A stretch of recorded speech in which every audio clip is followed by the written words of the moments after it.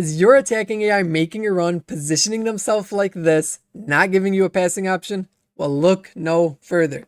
I am bringing you the solution to fix this. As you are seeing, Mbappe here, just running straight, not giving me a good option. Well, then I can adjust his run myself, and this opens up space in the attack for me to create. The most common example of them all, your player running brainlessly in behind, even is offsides, two players marking him.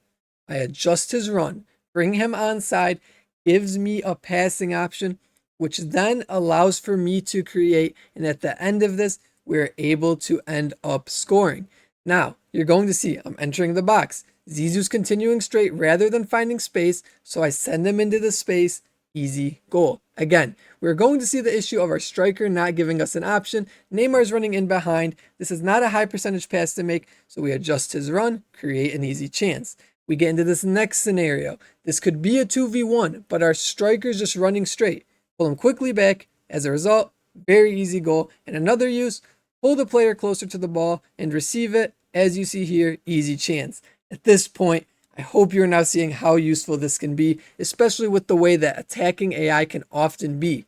This mechanic of adjusting the AI runs is something I constantly use multiple times a game. So today, I'm going to show you how to do this, as well as look into sending players forward and calling them short in the build-up play and how useful this can be. I know a lot of people feel like they are stuck in the final third with creating. What we are going over today will definitely be something that will help you to take that step in the right direction, being able to create chances more successfully. So now it is time for us to get into things. Hopefully these examples made some sense, and we will look into some more examples again after the tutorial section, but let's get into it. The first thing we want to check is the trainer section. When you pause the game, scroll down to the trainer and make sure this directed runs indicator is on. This is what allows you to see the green triangles when your player is making a run.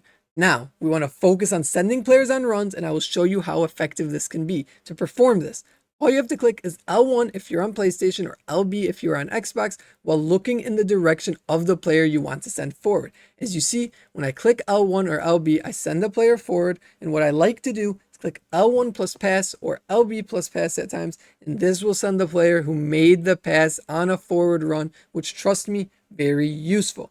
Now, if you want to call a player short, we click R1 or RB, and this will bring the player back towards the ball. Now, for anyone that's still listening here, I have two nice secret tips that I always use in game. The first one, when someone is pressing you, constantly tackling you from behind as you receive the ball, tap R1 or RB before you make the pass.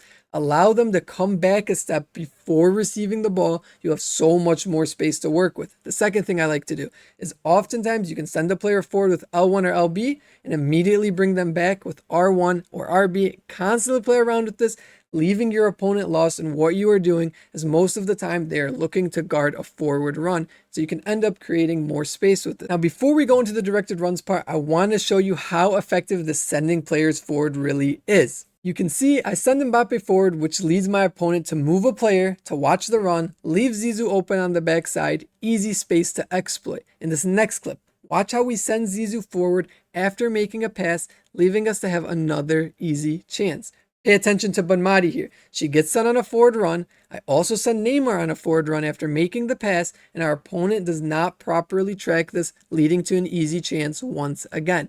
Here is a great example. Sending players forward, I trigger multiple runs here and eventually find the space in behind, leading to an easy finish. Another example to really show you how useful this is.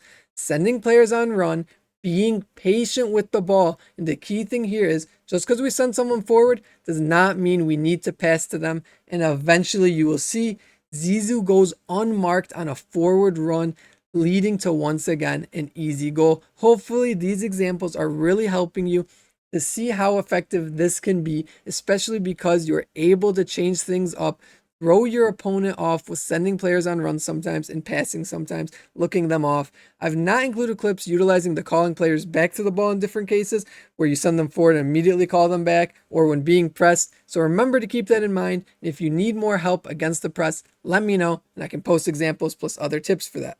Now, for the directed runs. After we click L1 or R1, which is LB or RB on Xbox, we flick our right stick in the direction we want the player to run, and this is where we see the triangles. As a reminder, L1 sends them on a forward run, R1 brings them back towards the ball. So as you get used to this, you can play around with sending them in different directions, and once you get really good at it, you can start to send a player in one direction and then readjust the run again in a different direction. If you have any more specific questions, feel free to ask, but first give it a try, see how things work, get a little used to it, and now to just look at a few more examples to really showcase the adjustments we make and allow you to understand good places to use this. I really like using it off the wing or off a side pass to call a striker back who's just running constantly forward, in behind, into a space we cannot make a pass. You can see in these examples how much space I'm able to create where otherwise I would not be able to find these passes without waiting for my AI to eventually come back. But at the same time, my opponent's defense will be moving back already. I also really like using this for sending my attacker on a side run too, which opens up really nice passes in space. But again, overall, the more you play with this, the more you will get used to it and see the effectiveness. I have a few more informative tutorials in the works, so if you are enjoying these, drop a like, comment for me so I know that this content is what we like to see. Tactics video for number 1 in Elite Div will be out tomorrow, so stay tuned for that. But these directed runs, once you get them down, will make a huge difference in the final third. Trust me on that, as well as getting used to even just utilizing the simple forward runs. Calling players short to the ball is it creates changes in the game, makes things less predictable, and this is what can throw your opponent off.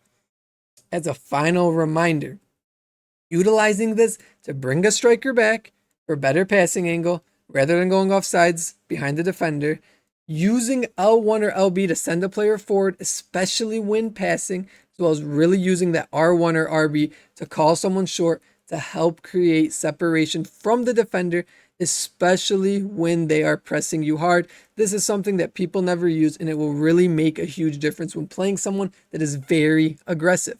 Hopefully, watching some of these examples has really showcased what these attacking runs are able to do. If you have any questions, let me know. Feel free to join the Discord. Always happy to help there. We do stream live almost every day on Twitch as well as YouTube, so feel free to hop in and ask anything.